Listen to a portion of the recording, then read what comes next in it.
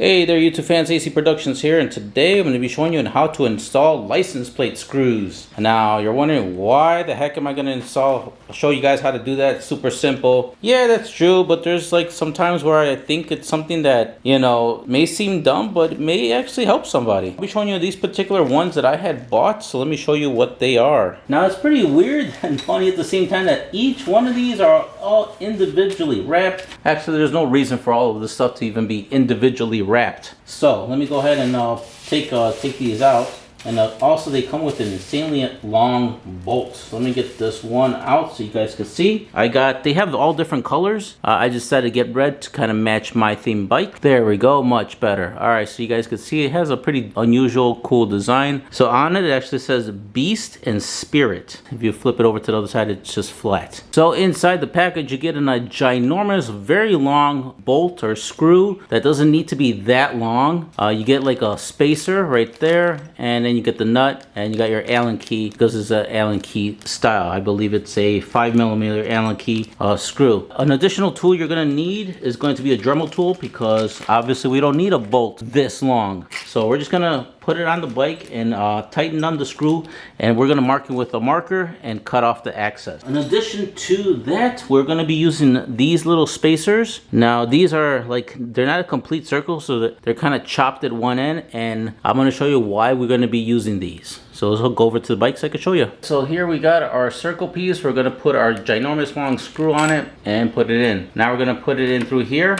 But if you don't put it with anything, you could see that it's actually angled.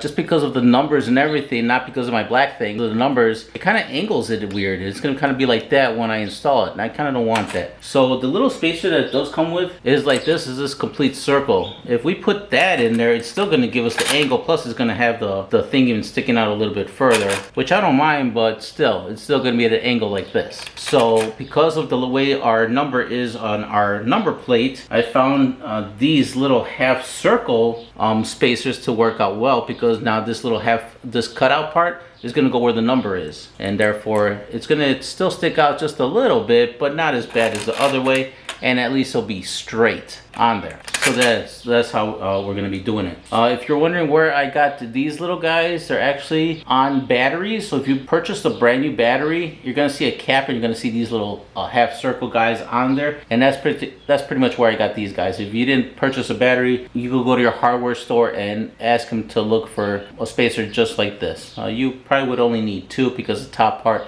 has this bracket on the top, and we don't need it for that area. All right, so let's get started. So besides that, let's get our nut here. We're not going to put any thread lock right now because we still need to cut the bolt. So let me put this, let me get that little half spacer on there right now. After that, we're going to slide this little guy through and then put the nut on the other end. So go ahead and just put it all the way until it doesn't go any further. And then you want to make sure you do that for the top one as well. Okay, now for the top one, we really don't need to put that spacer, or any spacer for that matter. I'm gonna go ahead and unscrew the one I have here on the top. You guys go ahead and do the same as well. Okay, we're gonna grab our piece right here. I don't know what's going on with my camera. And just put the long bolt through it, put it right through our bracket, put it through the plate and the other piece. And so again, we don't need to put the flat piece, the little spacer. We could just go ahead and put it on there like this. Put your nut on the other end, and then we're gonna, once you get the